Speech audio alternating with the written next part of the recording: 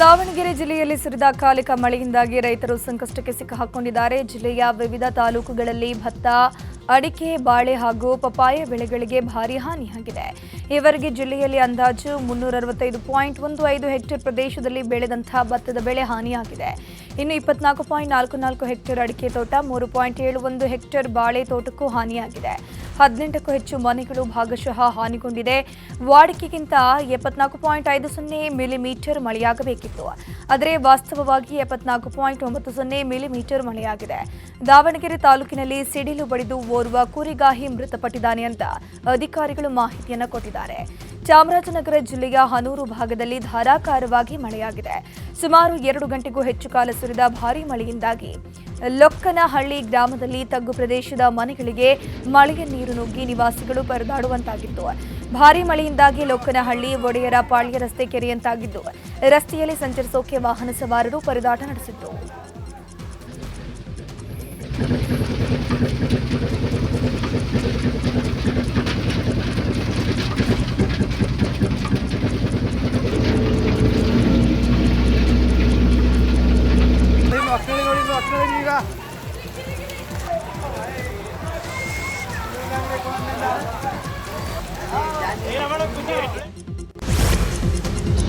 ರಾಜ್ಯದಾದ್ಯಂತ ಮಳೆ ಮುಂದುವರಿಯುವ ಮುನ್ಸೂಚನೆ ಕೊಡಲಾಗಿದೆ. ರಾಜ್ಯದ ಎಲ್ಲ ಜಿಲ್ಲೆಗಳಿಗೂ ಮಳೆ ಅಲರ್ಟ್ ಇದ್ದು, ಇವತ್ತು ಕೂಡ ರಾಜ್ಯದಲ್ಲಿ ಭಾರೀ ಮಳೆಯಾಗುವ ಸಾಧ್ಯತೆ ಇದೆ ಅಂತ ಹವಾಮಾನ ಇಲಾಖೆ ಸೂಚನೆ ಕೊಟ್ಟಿದೆ.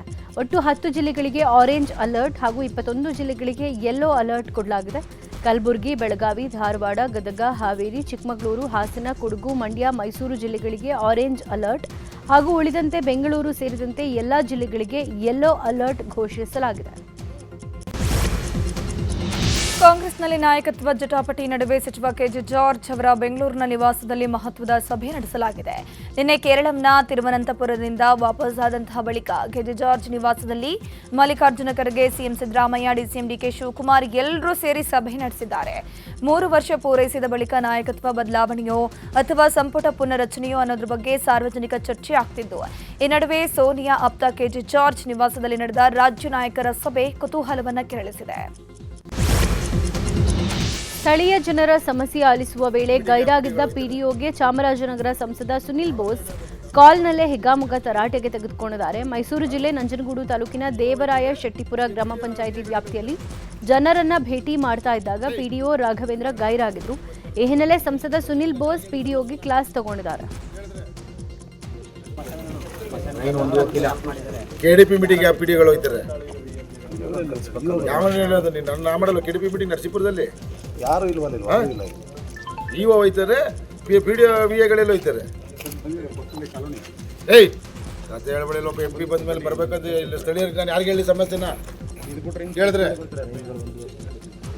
ಆಟ ಆಡ್ತಿದ್ದೀರಾ? ಇಲ್ಲಿ ಒಬ್ರು MP ಬಂದವರೇ ಬಂದಲ್ಲಿ ನಿಂತ್ಕೊಂಡು ಜನಗಳಿಗೆ ಸಮಸ್ಯೆ ಹೇಳಿದ್ರೆ ನಾನು ಯಾರಿಗೆ ಹೇಳಿ? ಇವರೆಲ್ಲ ಕೆಡಿಪಿ ಮೀಟಿಂಗ್ ಓಕೆ ಫೈನ್, ನೀವುಗಳಿರ್ಬೇಕಲ್ವಾ?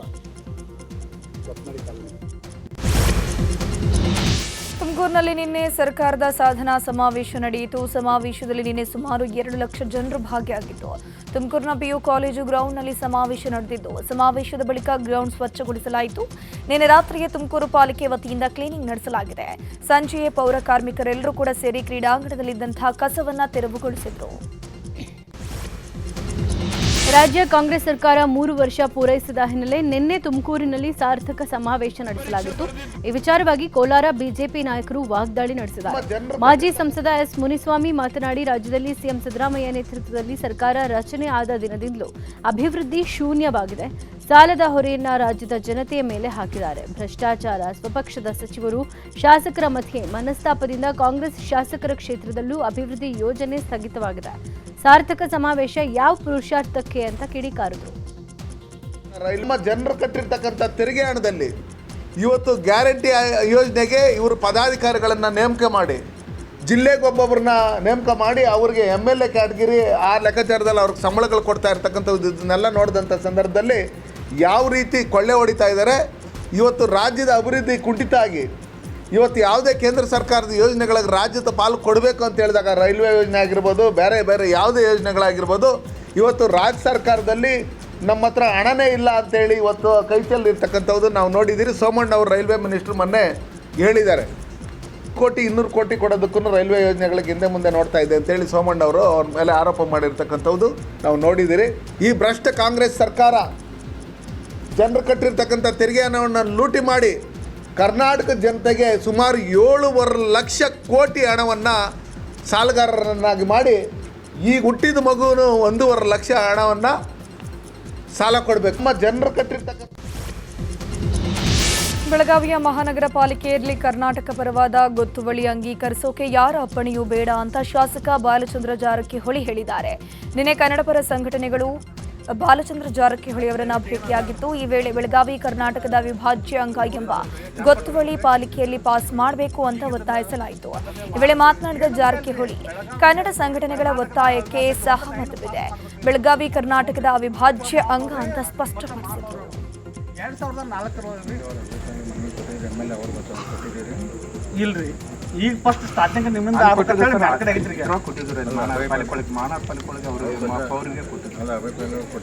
ಈಗ ಯಾರಿಗಿಲ್ರಿ ಸರ್ಕಾರ ನಿಮ್ಮಿಂದ ಚಲಾ ಬೇಕ್ರಿ. ಆನ್ಲೈನ್ನಲ್ಲಿ ಔಷಧ ಮಾರಾಟ, ಅಕ್ರಮ ಫಾರ್ಮಸಿಗಳಿಗೆ ಮೂಗ್ದಾರ ಸೇರಿದಂತೆ ಕೆಲವು ಬೇಡಿಕೆಗಳ ಈಡೇರಿಕೆಗೆ ಆಗ್ರಹಿಸಿ ದೇಶದಾದ್ಯಂತ ಮೆಡಿಕಲ್ ಶಾಪ್ ಅಸೋಸಿಯೇಷನ್ ಬಂದ್ಗೆ ಕರೆ ಕೊಟ್ಟಿದೆ. ಅದಕ್ಕೆ ರಾಜ್ಯದಲ್ಲೂ ಬೆಂಬಲ ವ್ಯಕ್ತವಾಗಿದ್ದು ಮಿಶ್ರ ಪ್ರತಿಕ್ರಿಯೆ ಇದೆ. ಕೆಪಿಆರ್ಡಿಒ ವ್ಯಾಪ್ತಿಯ ಮೆಡಿಕಲ್ ಅಂಗಡಿಗಳು ಕಪ್ಪು ಪಟ್ಟಿ ಧರಿಸಿ ನೈತಿಕ ಬೆಂಬಲ ಮಾತ್ರ ಘೋಷಿಸಿದ್ದಾವೆ. ಕೆಸಿಡಿಎ ಅಸೋಸಿಯೇಷನ್ ಶಾಪ್ ಮಾಲೀಕರು ಬಂದ್ ಮಾಡಿ ಸಂಪೂರ್ಣ ಬೆಂಬಲ ಘೋಷಿಸಿದ್ದಾರೆ. ಇನ್ನು ರಾಜ್ಯದಲ್ಲಿ ಒಟ್ಟು 26,000 ಮೆಡಿಕಲ್ ಶಾಪ್ಗಳಿದ್ದು ಕೆಲವು ಬಂದ್ ಆಗಲಿವೆ. ಬೆಂಗಳೂರಲ್ಲಿ ಎಲ್ಲ ಕೆಮಿಸ್ಟ್ ಸಿಬ್ಬಂದಿ ಬಾಗಿಲು ಮುಚ್ಚದೆ ಎಂದಿನಂತೆ ಅಂಗಡಿಯ ಬಾಗಿಲು ತೆರೆದು ಸೇವೆ ಮುಂದುವರಿಸಲಿದ್ದಾರೆ. ನಿರ್ಭಯದಿಂದ ಮತ್ತು ನಿರ್ಭೀತಿಯಿಂದ ವ್ಯಾಪಾರವನ್ನು ನಿರ್ವಹಿಸಿ ರೋಗಿಗಳ ಸೇವೆಯಲ್ಲಿ ನಿರತರಾಗಿರಬೇಕು ಅಂತ Bengaluru chemist and druggist association ಅಧ್ಯಕ್ಷ ಎಂಕೆ ಮಾಯಣ್ಣ ಮನವಿ ಮಾಡಿದ್ದಾರೆ. ನಮ್ಮ ಬೃಹತ್ Bengaluru chemist and druggist association ನೈತಿಕ ಬೆಂಬಲವನ್ನು ಸೂಚಿಸಿ ನಾವು ಯಾವುದೇ ಅಂಗಡಿಗಳನ್ನ ಬಂದ್ ಮಾಡ್ತಾ ಇಲ್ಲ. ಈ ಏನು ಅವರು ಇಶ್ಯೂ ತಗೊಂಡಿದ್ದಾರೆ, deep discounting and online sale of medicines, ಇದು ಮೂಲ ನಮ್ಮದೇ ವಿಷಯ. ಹಾಗಾಗಿ ನಮ್ಮ ಕಾನೂನು ಹೋರಾಟನ ಮಾಡ್ತೀವಿ.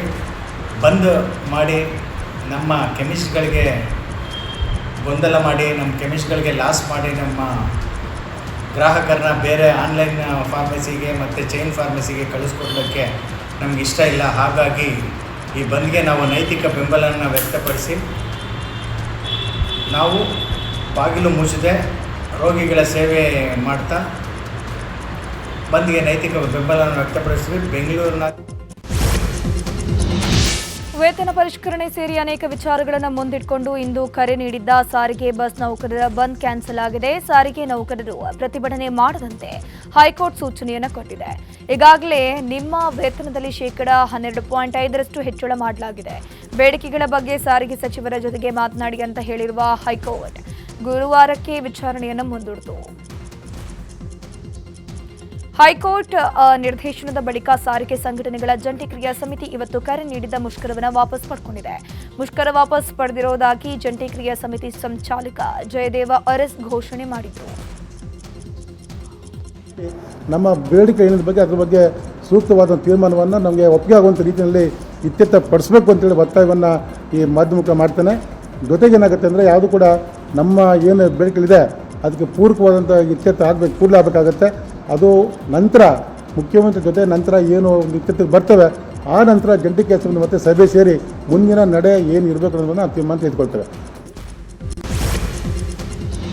ರೇಣುಕಾಸ್ವಾಮಿ ಕೊಲೆ ಆರೋಪಿ ದರ್ಶನ್ ಅವರನ್ನ ಪತ್ನಿ ವಿಜಯಲಕ್ಷ್ಮಿ ಹಾಗೂ ಮಗ ವಿನೀಶ್ ಸೇರಿದಂತೆ ಕುಟುಂಬ ಸದಸ್ಯರು ನಿನ್ನೆ ಭೇಟಿಯಾಗಿ ಮಾತುಕತೆ ನಡೆಸಿದ್ದಾರೆ.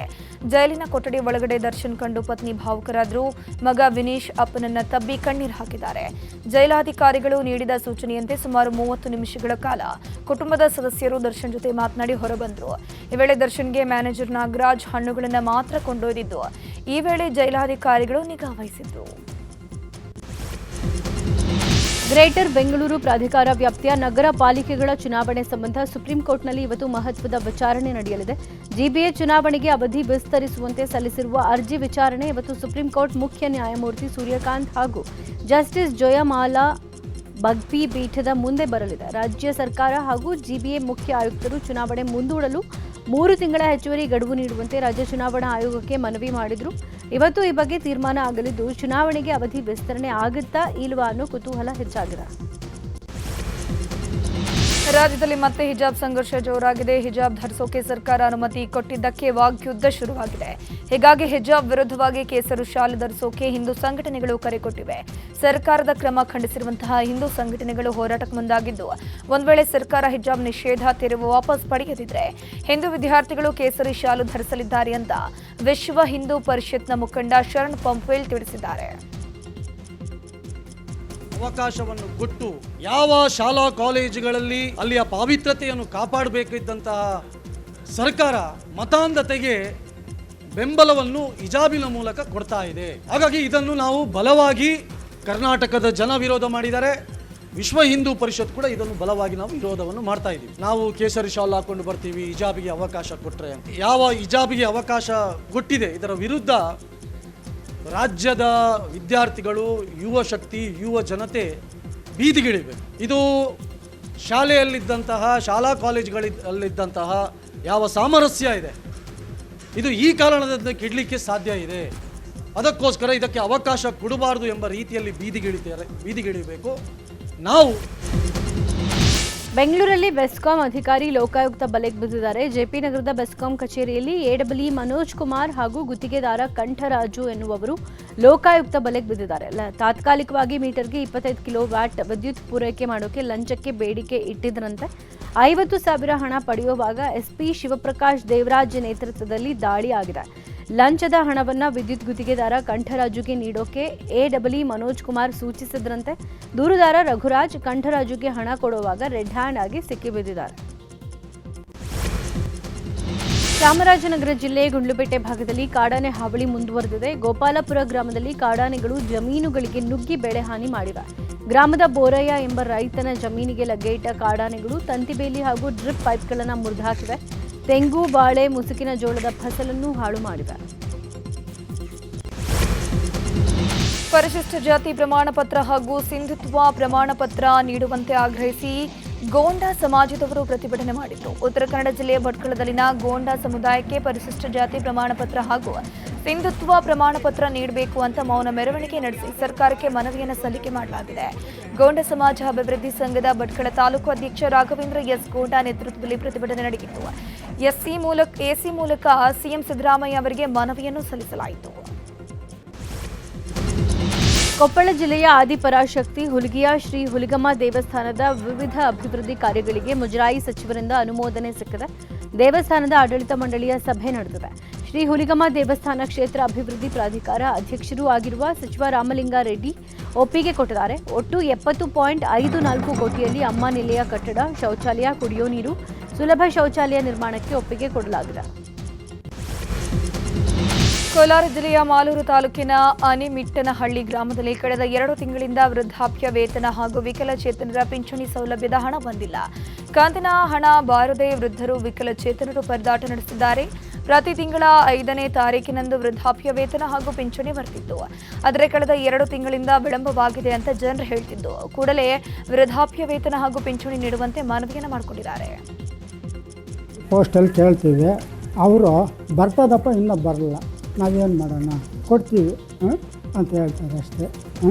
ಇವಾಗ ಕೇಳಿದಾಗಲ್ಲ 2 ತಿಂಗಳಿಂದ ಏನೇನು ಸಮಸ್ಯೆ ಅದು ಬಂದರೆ ನಮ್ಮಂಥ ವಯಸ್ಸಾದವ್ರಿಗೆ ಕೆಲಸ ಮಾಡೋಕ್ಕೆ ಹೋಗ್ತೀವಲ್ಲ, ಏನು ಅಷ್ಟು ಕಾಸು ಬಂದರೆ ಅಷ್ಟು ಅಡಿಕೆಲೆ ಪಾಡು ತಿಂದ್ಕೊಂಡು ಈಗಿನ ಕಾಲದಲ್ಲಿ ಮಕ್ಕಳು ಕೊಡ್ತಾರೆ.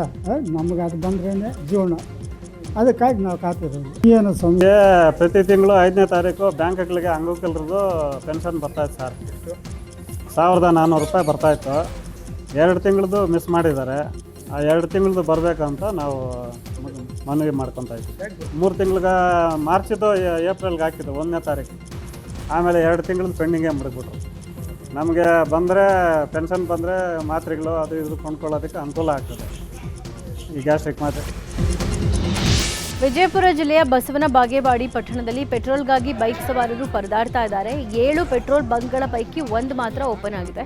ಜನ ಸಾಲುಗಟ್ಟಿ ನಿಲ್ತಿದ್ದಾರೆ. ಇನ್ನು ಪೆಟ್ರೋಲ್ ಬಂಕ್ನಲ್ಲಿ ಜನಜಂಗುಳಿ ಹೆಚ್ಚಾಗಿರೋ ಕಾರಣ ಅಹಿತಕರ ಘಟನೆ ನಡೆಯದಂತೆ ಪೊಲೀಸ್ ಸಿಬ್ಬಂದಿಯನ್ನು ನಿಯೋಜನೆ ಮಾಡಲಾಗಿದೆ.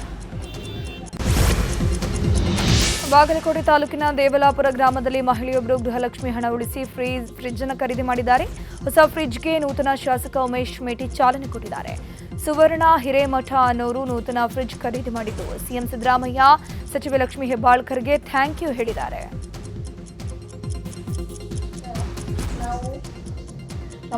ಕಾಂಗ್ರೆಸ್ ಪಕ್ಷ ಸರ್ಕಾರ ಎಲ್ಲರಿಗೂ ಗೃಹಲಕ್ಷ್ಮಿ ಯೋಜನೆ ಜಾರಿಗೆ ಬಂದ ಕ್ಷಣದಲ್ಲಿ ನಾವು ಬರುವ ಹಣ ಎಲ್ಲ ಕೂಡಿಟ್ಟು ಒಂದು ಫ್ರಿಡ್ಜನ್ನು ತೆಗೆದುಕೊಂಡಿದ್ದೀವಿ. ಅದು ಎಲ್ಲರಿಗೂ. ದಕ್ಷಿಣ ಕನ್ನಡ ಜಿಲ್ಲೆ ಪುತ್ತೂರು ತಾಲೂಕಿನ ಆರ್ಯಾಪು ಗ್ರಾಮ ಪಂಚಾಯತ್ನಲ್ಲಿ ಕಸ ವಿಲೇವಾರಿ ಜೊತೆಗೆ ಒಡೆದ ಗಾಜುಗಳ ಮರುಬಳಕೆ ಯೋಜನೆ ಅಳವಡಿಸಿಕೊಳ್ಳಲಾಗಿದೆ. ಕಳೆದ 3 ವರ್ಷದ ಹಿಂದೆ ಆರ್ಯಾಪು ಗ್ರಾಮ ಪಂಚಾಯತ್ ಅಭಿವೃದ್ಧಿ ಅಧಿಕಾರಿಯಾಗಿ ಬಂದ ನಾಗೇಶ್ ಗಾಜಿನ ಬಾಟಲಿಗಳು ಮತ್ತು ಚೂರುಗಳ ನಿರ್ವಹಣೆಗಾಗಿ ಯೋಜನೆ ಜಾರಿ ಮಾಡಿದ್ದು, ಯೋಜನೆಗೆ ಕೆನರಾ ಬ್ಯಾಂಕ್ ಸಿಎಸ್ಆರ್ ಫಂಡ್ ಮೂಲಕ 4.25 ಲಕ್ಷ ರೂಪಾಯಿ ಬಿಡುಗಡೆ ಮಾಡಲಾಗಿದೆ. ತಮಿಳುನಾಡಿನಿಂದ ಅಗತ್ಯ ಯಂತ್ರವನ್ನು ತರಿಸಿ ಗ್ಲಾಸ್ಗಳನ್ನೆಲ್ಲ ಪುಡಿ ಮಾಡೋ ಪ್ರಕ್ರಿಯೆ ಆರಂಭ ಆಗಿದೆ. ಪ್ಲಾಸ್ಟಿಕ್ ತ್ಯಾಜ್ಯ ಬಹಳ ಅಪಾಯಕಾರಿಯಾಗಿ ಬೆಳೆದು ಬಂದಿದೆ. ಅದು ಪ್ರಕೃತಿಗೆ ಪರಿಸರಕ್ಕೆ ಮಾರಕ ಆದರೆ ಅದರ ಜೊತೆಗೇ ಗಾಜು ತ್ಯಾಜ್ಯಗಳು ಅಂದರೆ ಗ್ಲಾಸ್ಗಳು ಇದು ಕೂಡ ಸಾಕಷ್ಟು ಮಾರಕವಾಗಿ ಪರಿಣಮಿಸ್ತಾ ಇದೆ ಒಟ್ಟು ಪರಿಸರಕ್ಕೆ. ಅದನ್ನು ಮುಟ್ಟಿದ್ರೆ ರಕ್ತ ಬರುವಂಥ ಸ್ಥಿತಿ ಉಡಿಯೋದನ್ನು ಇದೆ. ಗ್ಲಾಸ್ ಬಾಟಲ್ ಕ್ರಷಿಂಗ್ ಮೆಷಿನ್ ಅಂತ ಸ್ಥಾಪನೆ ಮಾಡಿದ್ದಾರೆ. ಸುಮಾರು 4.5 ಲಕ್ಷ ವೆಚ್ಚದಲ್ಲಿ ದಾನಿಗಳ ಸಹಯೋಗದಲ್ಲಿ ಇದನ್ನು ಮಾಡಿದ್ದಾರೆ. ಇಲ್ಲಿಯ PDOನ ಮುತುವರ್ಜಿಯಿಂದ ಇಂಥ ಒಂದು ಹೊಸ ಯೋಜನೆ ಇಡೀ ದಕ್ಷಿಣ ಕನ್ನಡ ಜಿಲ್ಲೆಯಲ್ಲಿ ಬೇರೆ ಎಲ್ಲೂ ಇಲ್ಲ. 223 ಪಂಚಾಯತ್ಗಳಲ್ಲಿ ನಮ್ಮಲ್ಲಿ ಆಗಿದೆ. ಗ್ಲಾಸ್ಗಳನ್ನು ಆ ಮಿಷನ್ಗೆ ಹಾಕ್ತಾರೆ. ಹಾಕಿದ ಕೂಡಲೇ ಅದು ಮರುಳಾಗಿ ಹೊಯ್ಗೆಯಾಗಿ ವಾಪಸ್ ಬರ್ತದೆ. ಆ ಗ್ಲಾಸನ್ನು ಮತ್ತೆ ಅಪಾಯಕಾರಿ ಅಲ್ಲದ ಹೊಯ್ಗೆಯಾಗಿ ಪರಿವರ್ತಿಸುವ ಕೆಲಸವನ್ನು ಇಲ್ಲಿ ನಡೀತಾ ಇದೆ. ಇದು ಇಡೀ ಜಿಲ್ಲೆಗೆ ಮಾದರಿಯಾಗಿದೆ. ಗ್ರಾಮ ಪಂಚಾಯತಲ್ಲಿ ಒಂದು 4-5 ಲಕ್ಷ ರೂಪಾಯಿ ಖಾಲಿ ಗ್ಲಾಸ್ ಬಾಟ್ಲಿ ಖರ್ಚು ಮಾಡಲಿಕ್ಕೆ ಕಷ್ಟ ಸಾಧ್ಯ. ಸೊ ಕಳೆದ 1 ವರ್ಷ ಹಿಂದೆ ನಾನು ಇದ್ರ ಬಗ್ಗೆ ಸ್ವಲ್ಪ ಇನ್ನೂ ಬಗ್ಗೆ ಅಧ್ಯಯನ ಮಾಡಿ ಖರ್ಚು ಬಗ್ಗೆ ಕೇಳಿದಾಗ 4 ಲಕ್ಷ ಆಗುತ್ತೆ, ನೀವು ಅಲ್ಲಿಂದ ಸಾಗಾಟ ಮಾಡಬೇಕು, ಅದರ ವೆಚ್ಚ ನೀವು ಕೊಡಬೇಕಂತ ಹೇಳಿದರು. ಆಗ ನಮ್ಮ ವ್ಯಾವಹಾರಿಕ ಗ್ರಾಮ ಪಂಚಾಯತ್ ವ್ಯಾವಹಾರಿಕ ಬ್ಯಾಂಕ್ ಕೆನರಾ ಬ್ಯಾಂಕ್. ಸೊ ಅಲ್ಲಿಯ ಮ್ಯಾನೇಜರ್ ಜೊತೆ ನಾನು ಮಾತಾಡಿದೆ, ಈ ರೀತಿ ಮೇಡಮ್ ಒಂದು ಪರಿಕಲ್ಪನೆ ಇದೆ, ಸ್ವಚ್ಛ ಭಾರತ ಯೋಜನೆ ಹೊಸತೊಂದು ಯೋಜನೆ ದಕ್ಷಿಣ ಜಿಲ್ಲೆ ಪ್ರಥಮವಾಗಿ. ಮೈಸೂರಿನಲ್ಲಿ ಮಾವು ಹಾಗೂ ಹಲಸಿನ ಘಮಲು ಆವರಿಸಿತ್ತು. ಸಹಜ ಸಮೃದ್ಧಿ ಸಂಸ್ಥೆ ವತಿಯಿಂದ ನಗರದ ನಂಗರಾಜ್ ಬಹದ್ದೂರ್ ಛತ್ರದಲ್ಲಿ ಅದ್ದೂರಿಯಾಗಿ ಮಾವು ಮೇಳ ಹಾಗೂ ಜೇನು ಕೃಷಿ ಪರಿಚಯ ಕಾರ್ಯಕ್ರಮ ನಡೆಯಿತು. ರೈತರು ಮತ್ತು ಗ್ರಾಹಕರ ನಡುವೆ ನೇರ ಸಂಪರ್ಕ ಸೇತುವೆಯಾಗಿ ಈ ಮೇಳವನ್ನು ಆಯೋಜನೆ ಮಾಡಲಾಗಿತ್ತು. ಮೈಸೂರು, ಮಂಡ್ಯ, ಶ್ರೀರಂಗಪಟ್ಟಣ, ಚನ್ನಪಟ್ಟಣ, ಚಾಮರಾಜನಗರ ಸೇರಿದಂತೆ ರಾಜ್ಯದ ವಿವಿಧ ಭಾಗಗಳ ರೈತರು ಇಲ್ಲಿ ಭಾಗವಹಿಸಿದ್ರು. ಒಂದು ವೆರೈಟಿ ಇರುವಂತಹ ಮ್ಯಾಂಗೋ ಹಲಸು ಇದೆ ಅಂತಲೇ ಗೊತ್ತಿಲ್ಲ. ಸೊ ಪ್ರತಿಯೊಂದೂ ಅರೇಂಜ್ ಮಾಡಿ ಎಲ್ಲರಿಗೂ ಅದರ ಬಗ್ಗೆನೇ ಅರಿವು ಮೂಡಿಸ್ತಾ ಇದ್ದಾರೆ. ಅದು ಯಾವ ಡಿಫ್ರೆಂಟ್ ಟೇಸ್ಟ್ ಇರೋದು, ಡಿಫ್ರೆಂಟ್ ತಳಿಗಳಾಗಿರ್ಬೋದು, ಎಲ್ಲರಿಗೂ ಅದರ ಅವೇರ್ನೆಸ್ ಮೂಡಿಸ್ತಾ ಇದ್ದಾರೆ. ಇದನ್ನೆಲ್ಲ ನೋಡಿ ಬಾಗಲಕೋಟೆ ಜಿಲ್ಲಾ ಪಂಚಾಯತ್ ಸಿಇಒ ಶಶಿಧರ್ ಕುರೇರ್ ಅವರಿಗೆ ಅದ್ದೂರಿ ಬೀಳ್ಕೊಡುಗೆ ನೀಡಲಾಯಿತು. ಕಲಬುರಗಿ ವಿದ್ಯುತ್ ಪ್ರಸರಣ ನಿಗಮ ನಿಯಮಿತದ ವ್ಯವಸ್ಥಾಪಕ ನಿರ್ದೇಶಕರಾಗಿ ಶಶಿಧರ್ ಕುರೇರ್ ವರ್ಗಾವಣೆ ಆಗಿದ್ದಾರೆ. ಹೀಗಾಗಿ ಜಿಲ್ಲಾ ಪಂಚಾಯತ್ ಸಿಬ್ಬಂದಿ ಅಭಿಮಾನಿಗಳು ತೆರೆದ ವಾಹನದಲ್ಲಿ ಜಿಲ್ಲಾ ಪಂಚಾಯತ್ ಸಭಾಭವನದವರೆಗೆ ಮೆರವಣಿಗೆ ನಡೆಸಿದರು. ಮೆರವಣಿಗೆ ಉದ್ದಕ್ಕೂ ಡೊಳ್ಳು ಗಮನ ಸೆಳೆಯಿತು. ಸಭಾಂಗಣ ಪ್ರವೇಶದ ವೇಳೆ ಹೂ ಸುರಿಸಿ ಸ್ವಾಗತ ಕೋರಲಾಯಿತು. ಸಭಾಭವನದಲ್ಲಿ ಶಶಿಧರ್ ಕುರೇರ್ ಕುರಿತ ಡಾಕ್ಯುಮೆಂಟರಿ ಪ್ರಸಾರ ಮಾಡಲಾಯಿತು. ಡಾಕ್ಯುಮೆಂಟರಿ ಪ್ರಸಾರದ ವೇಳೆ ಅಧಿಕಾರಿಗಳು ಭಾವುಕರಾದರು. ಬೆಂಗಳೂರು ಕೇಂದ್ರ ಕಾರಾಗೃಹದಲ್ಲಿ ಕೈದಿಗಳಿಗೆ 10 ದಿನಗಳ ವಿಶೇಷ ಧ್ಯಾನ ಶಿಬಿರ ಆಯೋಜನೆ ಮಾಡಲಾಗಿದೆ. ಡಿಜಿಪಿ ಅಲೋಕ್ ಕುಮಾರ್ ಮಾರ್ಗದರ್ಶನದಲ್ಲಿ ಧ್ಯಾನ ಶಿಬಿರ ಏರ್ಪಡಿಸಲಾಗಿರುವುದು. ಶಿಬಿರದಲ್ಲಿ 25 ಜನ ಸಜಾ ಬಂದಿಗಳು ಭಾಗಿಯಾಗಿದ್ದು, ಡಾಕ್ಟರ್ ಎಚ್.ಎಸ್. ಕೆಂಪಯ್ಯ, ಧಮ್ಮ ಸೇವಕರಾದ ಧರ್ಮಬೋಧಿ, ಹರ್ಷಕೃಷ್ಣ ಎಚ್.ಎಸ್. ನೇತೃತ್ವದಲ್ಲಿ ಶಿಬಿರ ನಡೆಯಿತು. ಶಿಬಿರದಿಂದ ಮನುಷ್ಯತ್ವ, ನಡವಳಿಕೆ, ಕೋಪ ನಿಯಂತ್ರಣ, ಒತ್ತಡ ಮುಕ್ತ ಜೀವನ ಕಲಿತಿರುವುದಾಗಿ 10 ಜನರಿಂದ ಸಾಕ್ಷಿಯನ್ನು ಸಂಗ್ರಹಿಸಲಾಯಿತು. ಜೀವನದಲ್ಲಿ ಹೇಗೆ ಮುಕ್ತಿಯಿಂದ ಹೋಗಬೇಕು, ಕೋಪವಿಲ್ಲದೆ ಹೇಗೆ ಬದುಕಬೇಕು, ಮನುಷ್ಯತ್ವ ಹೇಗಿರಬೇಕು ಅಂತ ಕಲಿತೆವು ಅಂತ ಕೈದಿಗಳು ತಮ್ಮ ಅಭಿಪ್ರಾಯವನ್ನು ಹಂಚಿಕೊಂಡರು. ಶಿಬಿರದಲ್ಲಿ ಭಾಗವಹಿಸಿದ ಎಲ್ಲ ಕೈದಿಗಳಿಗೆ ಶಿಕ್ಷೆಯಲ್ಲಿ 15 ದಿನ ಕಡಿತ ಮಾಡಲಾಗಿದೆ.